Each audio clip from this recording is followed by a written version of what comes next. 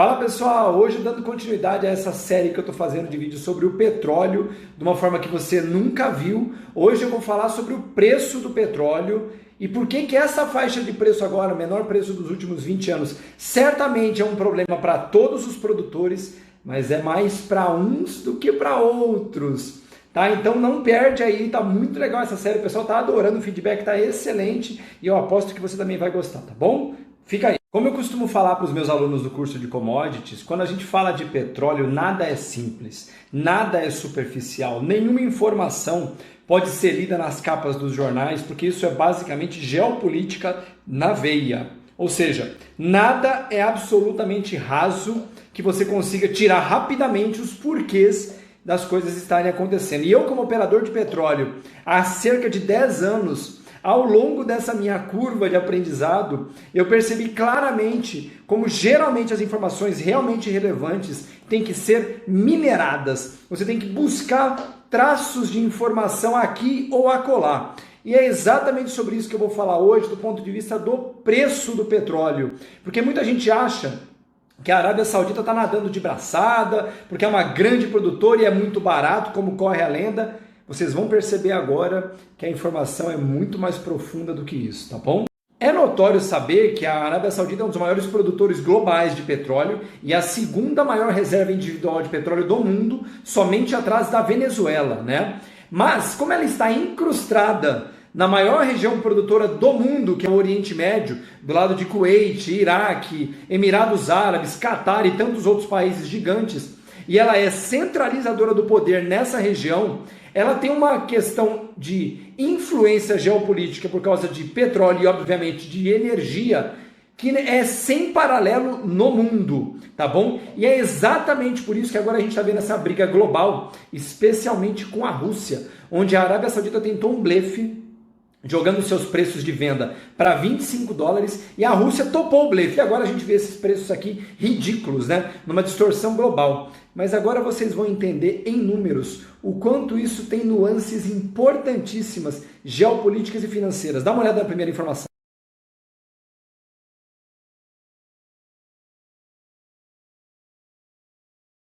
Como você pode ver nesse gráfico, a Arábia Saudita e seus parceiros estratégicos próximos do Oriente Médio, que eu tracei em roxo, tem perto de 700 bilhões de barris de petróleo de reserva conhecida, ou seja, disparada a maior reserva do mundo. Mas veja que eu tracei em azul Irã, Rússia e Cazaquistão, que são a Rússia e os seus parceiros mais próximos, que tem 270 bilhões, ou seja, também é uma reserva gigantesca. Isso mostra claramente o quanto a Rússia não é uma produtora qualquer do mundo de petróleo. O que a gente vai perceber agora é o custo de produção desses países. E você vai ver, nossa, olha que dados interessantes.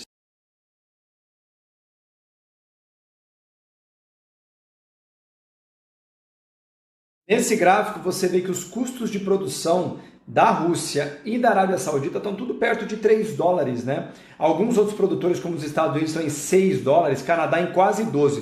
Custo de extração, tirar do poço e colocar para cima, tá? O custo operacional, ou seja, petróleo a 20 dólares, está tranquilo, né?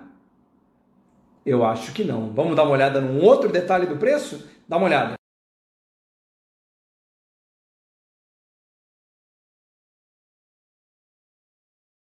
Como vocês veem nesse gráfico, quando a gente soma os custos de capital dos empréstimos que estão realizados, o custo de produção total, incluindo mão de obra, transporte e outros custos indiretos, a Arábia Saudita fica ainda abaixo de 10 dólares, a Rússia vai para 19 e outros produtores vão para 23 ou mais, Estados Unidos, Canadá, Brasil. Ou seja, a Arábia Saudita então tem uma condição muito melhor do que a Rússia de segurar esse blefe, né?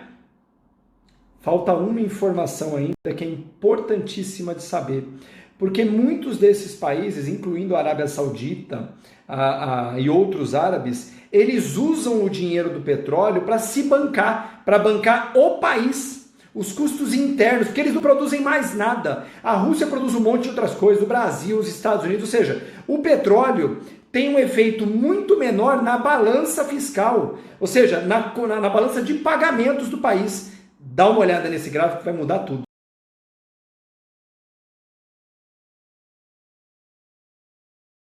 Como vocês podem ver, a Arábia Saudita precisa de petróleo a 92 dólares para zerar o seu déficit interno de contas, o budget interno deles. A Rússia de 51 dólares.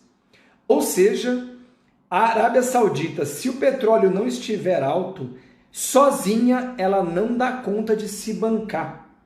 A Rússia, em compensação, ela precisa de um petróleo quase na metade do preço do que a Arábia Saudita precisa para ter, portanto, déficit fiscal zero. Do ponto de vista fiscal, a Arábia Saudita está muito pior do que a Rússia.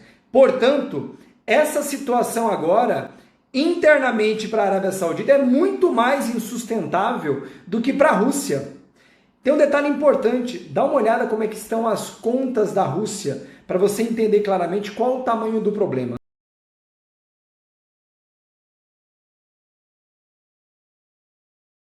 Esse gráfico é muito interessante, ele mostra em preto o tamanho da dívida externa da Rússia, ou seja, dívida contraída no exterior, e em vermelho o tamanho das reservas internacionais da Rússia. Ou seja, a Rússia tem dinheiro para zerar a dívida dela, o que dá para ela muito mais fôlego para eventualmente ter que se endividar para segurar esse blefe.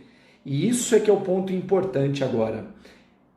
Quanto difícil da situação para a Arábia Saudita. Porque se ela precisa de 90 dólares, o petróleo não está 90 dólares há anos. Ou seja, a Arábia Saudita já vem numa situação deficitária há anos. E, portanto, para ela é muito mais perigoso agora. Ela tem muito menos fôlego. Lembrando que a Rússia é um gigante. A Rússia não é um país qualquer. É um gigante no gás natural, um gigante nos minérios.